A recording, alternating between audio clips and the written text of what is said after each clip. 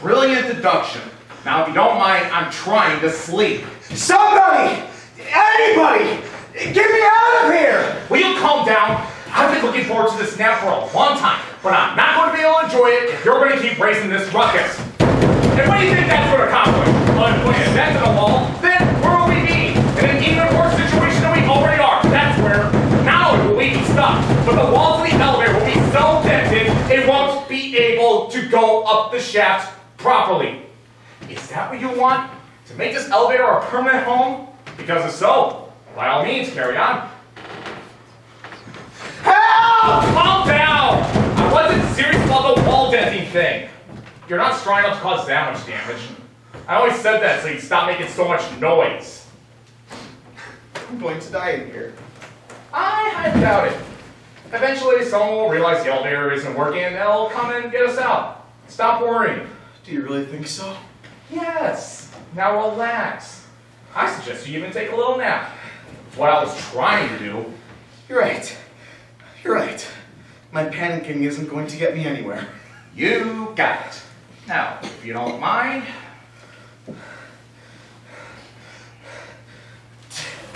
It's just that I'm claustrophobic.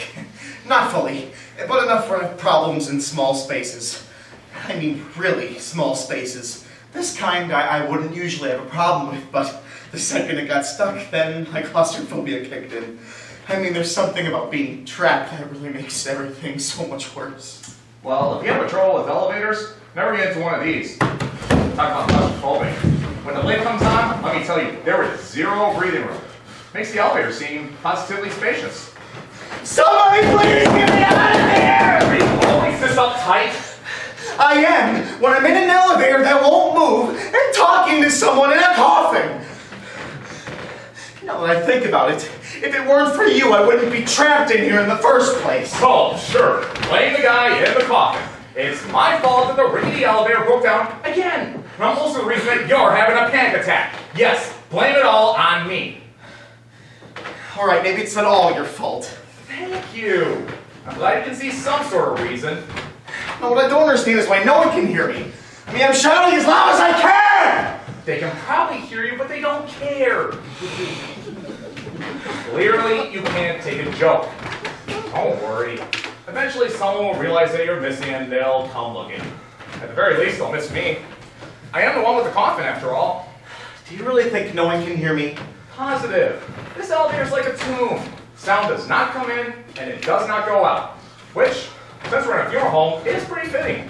I mean, the only two places that should be like a tomb are either an actual tomb or a place that deals with the dead. How do you know? Know what?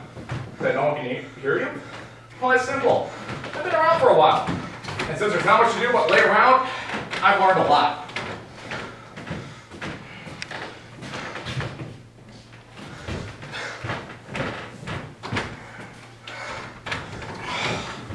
What's your name, kid? Oliver. Ollie. Oliver. Oliver. Kid, you've got to calm down. You're sucking up all the good air. We wouldn't have to worry about that if somebody would get us out of here! Ollie. Oliver. Ollie. Oliver. Whatever. Kid, getting so worked up is not worth it. I should know. It made me have a heart attack. And now look where I am. You're right. You're right. My yelling and banging are going to get us anywhere. Well, I'm glad you finally figured that out. I just really don't have time for this. And where do you have to be that's so pressing? It's more something than somewhere. You see, I've gotten myself in a mess, and I have some things on the other side that I really have to take care of. Don't we all? And what's so important that you have to rush out of here? You wouldn't understand. Try me. It's not like we have much else to do, since you won't let me take my nap. I take it the mess you're in has something to do with that shiner you have there? How do you know? Wild guess. Now why don't you tell me about it? Either that or let me sleep. You decide. Are you sure? I wouldn't want to bother you with my problems. Too late. Although I do have one condition. What's that? Once you're done with your story, you leave me in peace. Deal. Good. Now on with your story. Do you want the long version or the short Short version? would be preferable. Okay.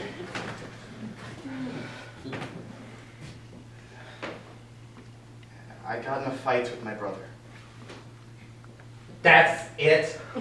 You got yourself all twisted up over a fight with your brother? Let me tell you something. You have nothing to worry about. Brothers fight all the time. I'm sure whatever it was about, he got over it. Now, that that's settled, I trust you're going to hold your end of the bargain. I really don't think he's going to get over this one. Why not?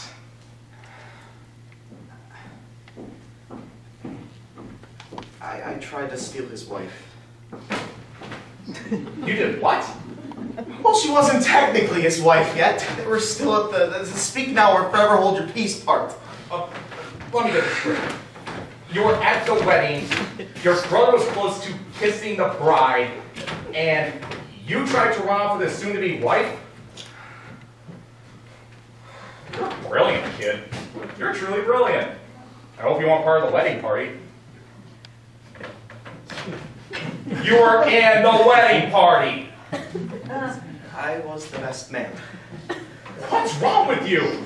I don't know. It's not as though I planned it.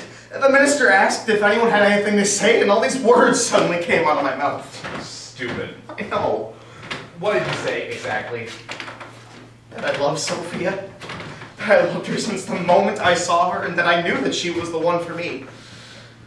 You said this during the ceremony, Yes. in front of a room full of people. Uh-huh.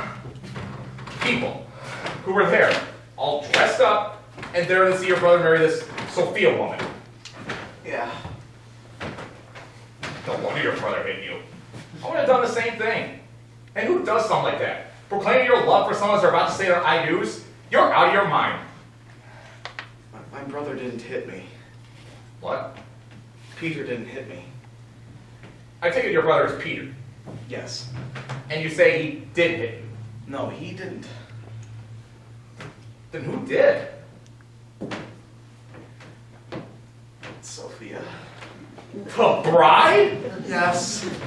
Wow. All I can say is good for her. Actually, I'm surprised that's all she did. Ruin her wedding day like that? I would expect a lot more than a punch to the face. You're not helping. After what you did, I'm not sure I can. Why don't you start from the beginning and tell me the whole story? Maybe there's something in there that can make everything turn out all right.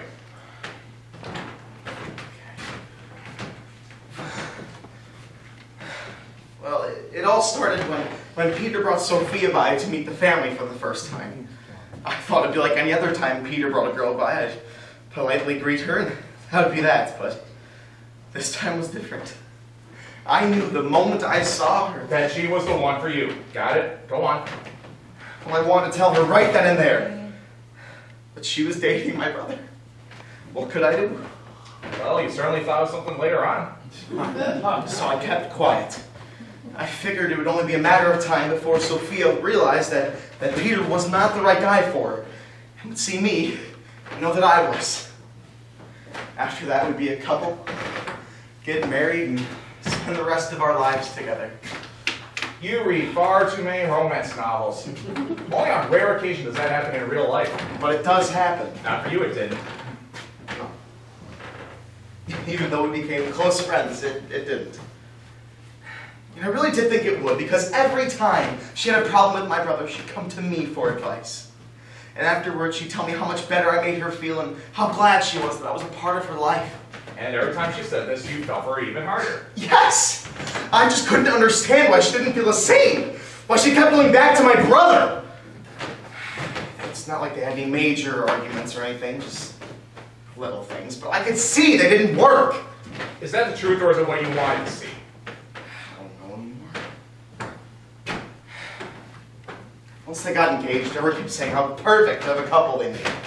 How clear it was that Sophia and Peter were madly in love.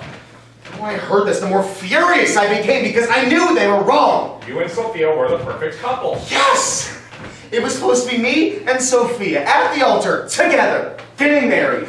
So, when you were standing there in the church, next to your brother, you saw your moment to make things right, and you seized it. No, not really. What? I told you. I didn't mean to say anything. I figured if Sophia wasn't going to realize on her own, I'd have to let her go. Forcing my feelings wasn't going to help anything, and I didn't want to ruin Sophia and Peter's life together.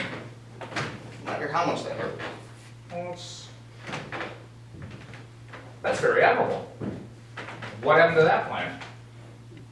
People. People? Yes, people happened.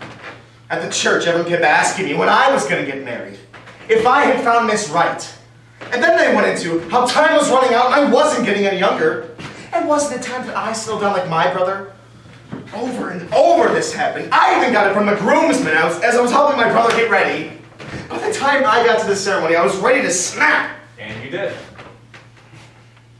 I did. At the worst possible moment. All those questions were swimming around in my brain. When they'd asked them, I hadn't said anything. I mean, what could I tell them? That I had found Miss Right, but she was marrying my brother? That without her I was never getting married? That the only thing I could do was spend the rest of my life as a bachelor? No. So when the minister asked his question about speaking now or holding my peace, everything I wanted to say to them just came tumbling on out. Right in the middle of the ceremony. You certainly made your mark on that wedding. I'm sure it'll be something no one ever forgets. Hey, don't beat yourself up. At least not yet. You still have to tell me the rest of the story. Of course everyone was shocked. I mean, even I was. All around me I heard whisperings of, how could I do such a thing? Or people asking if I'd really done what they thought I did. None of them understood that the moment those words left my mouth, I wanted to take them back. But it was too late. All it took was one look at my brother and I knew the damage was done. Never to be fixed. I tried to think of the words, but before I could find anything, I was punched. It was a good one, too. I can tell by how dark your eye is. I fell to the ground, not sure what happened. At first I thought Peter hit me, but I never saw him raise a fist. Then I saw Sophia standing over me, shaking her fist and growling like a wild animal about how I had ruined the most important day of her life. She growled? Oh, that's good. And much more effective. Shrieking is so cliche. So what did you do? The only thing I could do. I mumbled my apologies and shot down the aisle and out of the church. So, you didn't see your brother Sophia get married? No. Hey! Maybe that's your silver lining. Maybe, after Sophia cooled down, she realized what you said was the truth and she left your brother. She could be out there somewhere right now, waiting for you to show your face again. I really don't think so. How come? Well, once I was outside, I didn't know where to go. I thought it would be best to see how much damage I had caused, so I went to one of the windows of the church to see what was happening. Which was what?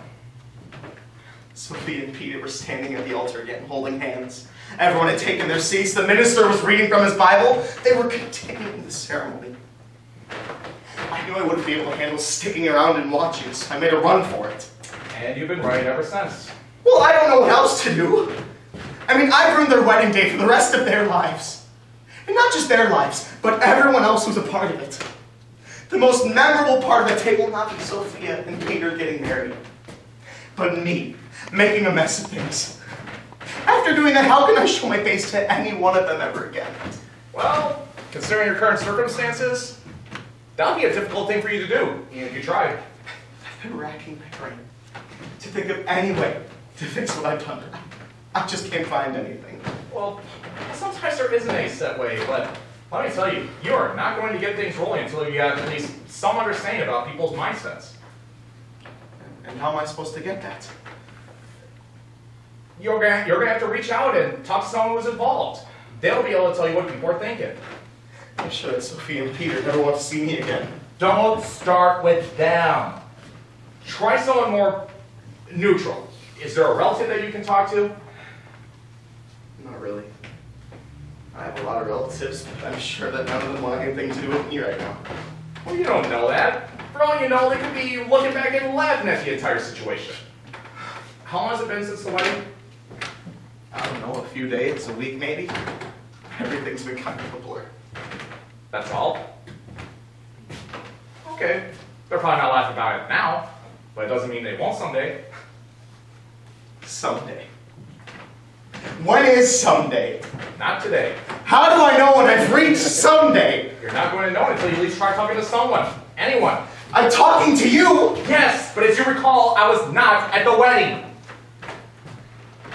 Right. You weren't.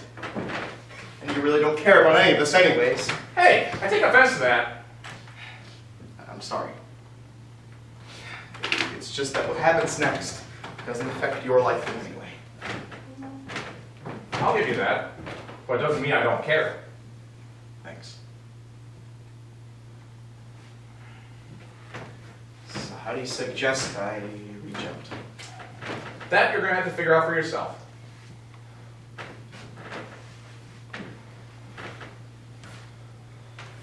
I can't think of anything. It's all hopeless. I didn't mean you to think of it this instant. Don't give up. Dead people send messages all the time. I'm sure you'll be able to think of something. Even if I do, I'm sure it won't be very welcome. You may be right, but you don't know. Things happen that make people change their perspective about events of the past. We're moving. That means we're gonna get out of here. I told you we would.